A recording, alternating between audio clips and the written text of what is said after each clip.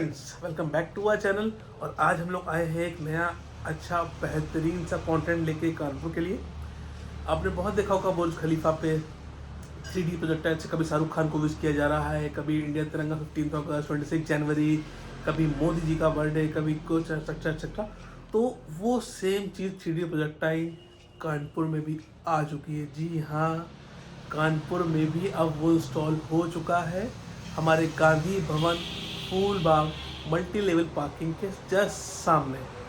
और अभी इसको इनॉग्रेशन किया है माननीय योगी जी ने 11 दिसंबर को। तो अभी सबके लिए फ्री है इस ईयर, मतलब 2022 तक सबके लिए फ्री है। और 1 जनवरी 2023 के बाद से इसकी टिकट्स वगैरह कुछ एंट्री चार्जेस लेंगे क्योंकि पार्किंग वगैरह बन रही है। तो जब तक फ्री है तो कर्पूरिया हो तो मुझे पता है चले जाओगे तुरंत फ्री का नाम सुनते ही, तो चले भी जाना। बहुत ही बेहतरीन शो है, बहुत ही मज़ा आने वाला है। तो एक बार जाकर ज़रूर देख के आना। और जो नहीं जा पाएगा, बूढ़े लोग हैं जो बेचारे, वो हमारे चैनल पे देख ले, आराम से शेयर करें सबके साथ। और जो आपके फ्रेंड्स बाहर हैं, फॉरेन में हैं, दूसरे सिटीज़ में हैं, बैंगलोर में जॉब कर रहे हैं, उनको भी शेयर करके दिखाएं कि कानपुर में क्या आ गया है। ठीक है, तो ड्रोन शॉट में आप लोगों ने गेस कर ही लिया होगा क्या क्या चीज़ें होने वाली हैं। पूरा कानपुर का इतिहास, कान्हापुर से लेके कानपुर तक की डिटेल्ड हिस्ट्री आपको मिलने वाली है इस वीडियो में। तो कुछ भी मिस मत करिएगा। मैंने बहुत ही मेहनत से रात में ठंड में बैठ के सारी क्लिप्स रिकॉर्ड करी हैं खासकर आप लोगों के लिए, तो एंजॉय करिए। रामचंद्र की जय, पवन सुत हनुमान की जय।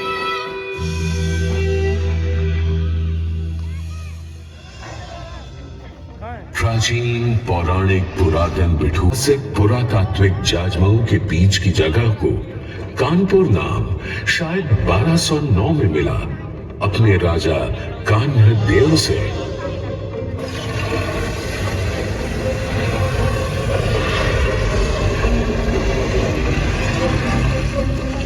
कान्ह देव से कान्हपुर, फिर कानेपुर और फिर कानपुर।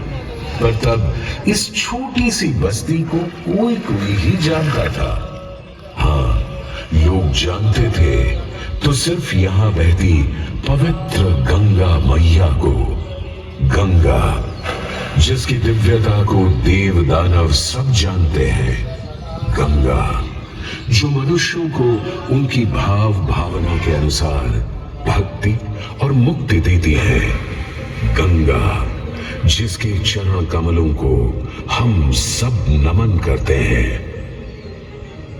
और सम्राट प्रियदर्शी अशोक के बनाए राजमार्ग पर बनी इस बस्ती की हस्ती तब अचानक बदल गई जब ईस्ट इंडिया कंपनी ने सन 1803 में इसे एक नया जिला और अपनी छावनी ही नहीं बल्कि उत्तर भारत के एक महत्वपूर्ण औद्योगिक शहर के रूप में भी बसाना शुरू किया। देखते देखते कान्हपुर कानपुर बन गया और देश की पहली ऊनी कपड़ों की मिल यहां लग गई। सूती कपड़ों के बुनावट बनावट में कानपुर बॉम्बे अहमदाबाद ही नहीं, इंग्लैंड के मैनचेस्टर से भी टक्कर लेने लगा। ऊपर से चमड़े के उम्दा काम ने कानपुर का नाम दुनिया भर में फैला दिया।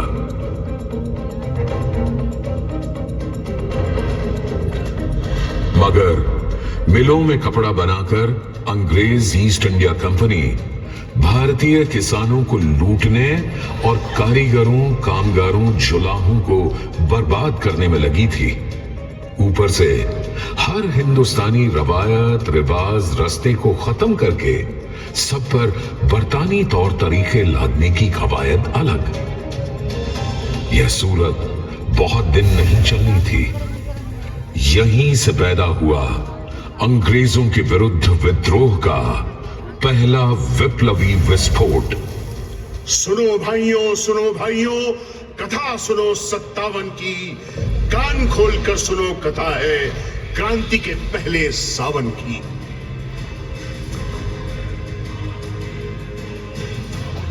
नाना साहब थे बिठूर से, चला रहे सारा संग्राम। तात्या टोपे था सेनापति, करता व्यूहों को अंजाम। खान अजीमुल्लाह लगे थे हर सहायता लाने में। अफगानिस्तान हो या हो रूस, सबको ही समझाने में 27 जून को अंग्रेजों को भगा भगा कर मारा, इतना बना दिया नाना को पेशवा, पूरा किया पुराना सपना। जनरल हेवलक हुआ पराजित एक नहीं 2 बार, पर तीजी जब जंग हुई क्रांति की फौजें खाई पछाड़। फिर जनरल विंडम भी आया, करने लगा नए हमले, नहीं बदले। मैनावती लड़ी आखिर तक, जब तक नहीं हुई स्वाहा। देख अजीजन के तेवर, खुद हेवलक बोला था वाह वाह। पर हा दुर्भाग्य, भाग्य थे फूटे, ना सफल हुई वो पहली जंग। पर अंत समय आने तक थे सारे वीर बहादुर संग। मंगल पांडे, तात्या टोपे, बेगम हजरत, रानी झांसी, देश प्रेम में हंसते हंसते तोपें झेली, चढ़ गए फांसी।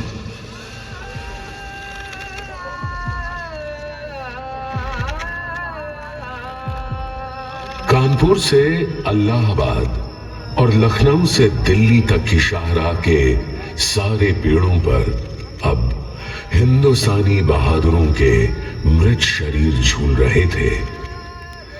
कहीं कहीं इतना रक्त बहा था कि पेड़ों पर उगे आमों का रंग पीले से लाल हो गया था और गंगा रक्तम। ये हिंदुस्तानियों की बहादुरी का सबूत था कि इतने अंग्रेज कानपुर के सती चौरा घाट पर हलाक हुए कि अंग्रेजी इतिहासकारों ने उस घाट का नाम ही मैसेकर या कातिल घाट रख दिया था। सदी बदलते न बदलते पूरे देश में शुरू हो गया था अंग्रेजी राज के खिलाफ एक नया स्वतंत्रता संग्राम। विद्यार्थी जी का प्रताप प्रेस तो हर क्रांतिकारी का घर बन गया था। वहीं मुंशी दया नारायण निगम ने अपने जमाना में कौमी तराना सबसे पहले छापा था। सारे जहां से अच्छा हिंदुस्तान हमारा। एक तरफ गांधीवादी अहिंसावादी नौजवान थे तो दूसरी तरफ हमारे कानपुर में ही भगत सिंह, चंद्रशेखर आजाद, भगवती चरण वोहरा, शचीन्द्र नाथ सान्याल, मनमथ नाथ गुप्त, बटुकेश्वर दत्त और भी न जाने कितने वीर हिंदुस्तान को आजाद करवाने के लिए कुछ भी कर गुजरने को तैयार थे, फिर चाहे उन्हें हथियार भी क्यों ना उठाने पड़े। कानपुर के दुबले पतले कमसिन कमजोर से शिव वर्मा का डीएवी कॉलेज का हॉस्टल रूम इन सब युवा क्रांतिकारियों का केंद्र बन गया था।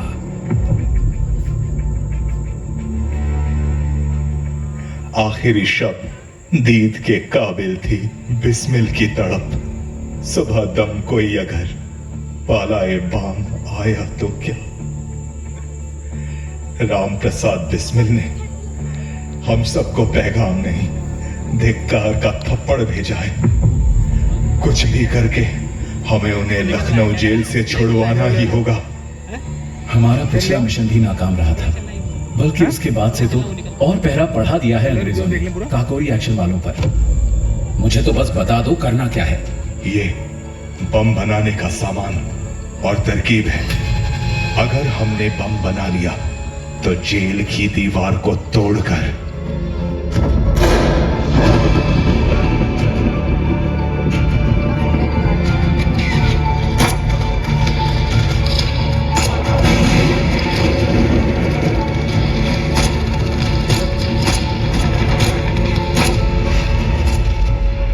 उनका नक्शा पकड़ा गया और वो काकोरी कांड के जांबाजों को बचा नहीं पाए। काकोरी कांड में शामिल 4 बहादुरों राम प्रसाद बिस्मिल, अशफाकुल्ला खान, राजेंद्र लाहिरी और रोशन सिंह को फांसी चढ़ा दिया गया।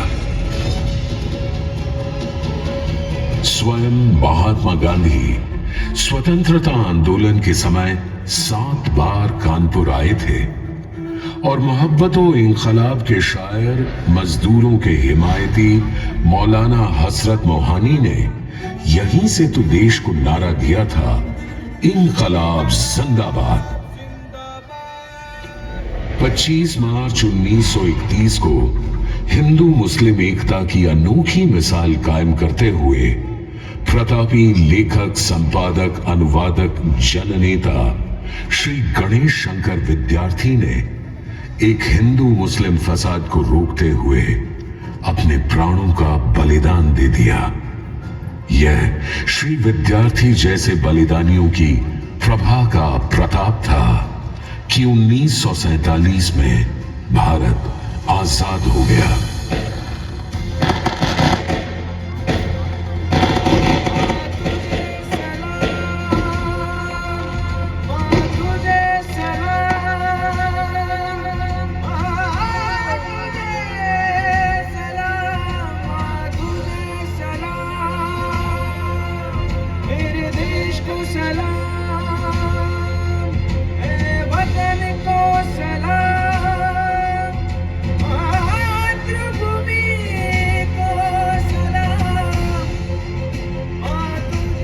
अंग्रेजों के भारत से जाने और देश की स्वतंत्रता के बाद भी कानपुर अपनी एक अलग राह बनाता रहा।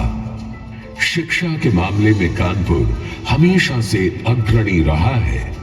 क्राइस्ट चर्च, पीपीएन, वीएसएसडी, बीएनएसडी और डीएवी कॉलेज जैसे तमाम संस्थानों ने भारत मां का माथा ऊंचा किया है।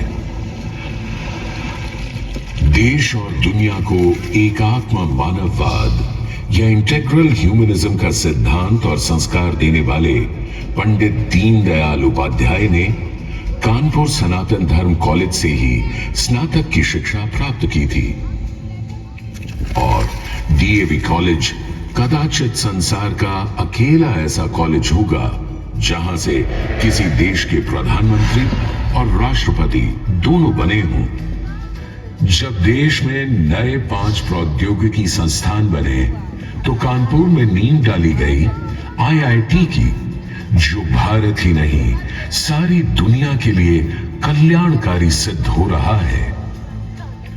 तांत्रिकी में HBTI, वस्त्रों के लिए टेक्सटाइल इंस्टीट्यूट, चमड़े के लिए लेदर रिसर्च इंस्टीट्यूट और चिकित्सा के लिए गणेश शंकर विद्यार्थी मेडिकल कॉलेज अपने अपने क्षेत्रों को बढ़ावा दे रहे हैं। यहां की Chandrashekhar Azad university of agriculture और दलहन संस्थान किसानों का जीवन बेहतर बनाने में रत है। देश के जवान भी अपनी सुरक्षा और देश की रक्षा के लिए कानपुर पर निर्भर रहते हैं।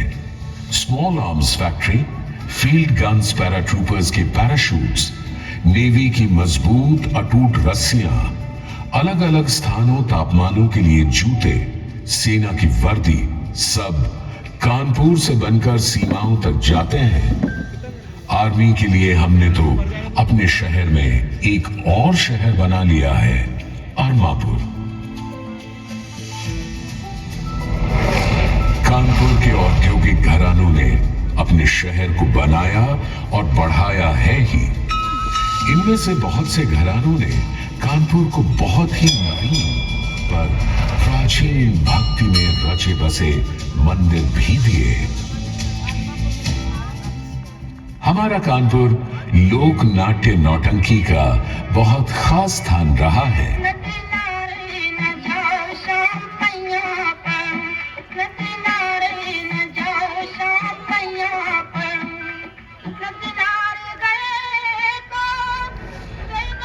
होली का रंग बिरंगा त्योहार जब सब जगह खत्म हो जाता है तो उसके 1 सप्ताह के बाद कानपुर मनाता है अपना अनोखा गंगा मेला और दूसरी होली।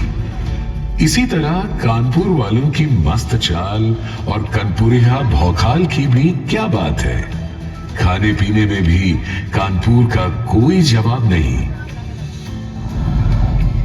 आज सरकार की नई नीतियों के चलते कानपुर एक नए उत्साह के साथ एक नए युग में कदम रखने को आतुर है।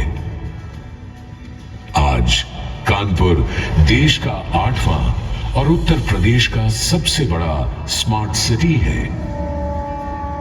स्मार्ट सिटी कानपुर ने मेट्रो रेल, विद्युत बस, गंगा बैराज जैसी नई सहूलियतें दी हैं, तो पुराने ग्रीन पार्क को नवीली धज।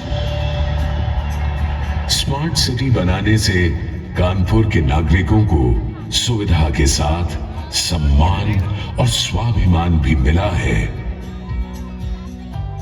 विकास की ओर उन्नत और विकास के लिए उद्यत जनधन देने वाले इस नवीन और पुरातन नगर संस्कृति के साथ आइए हम आप भी कदम से कदम मिलाकर चलने की कसम उठाएं। तभी तो बनेगा एक नया कानपुर, नया स्मार्ट सिटी, नया उत्तर प्रदेश, नया भारत देश।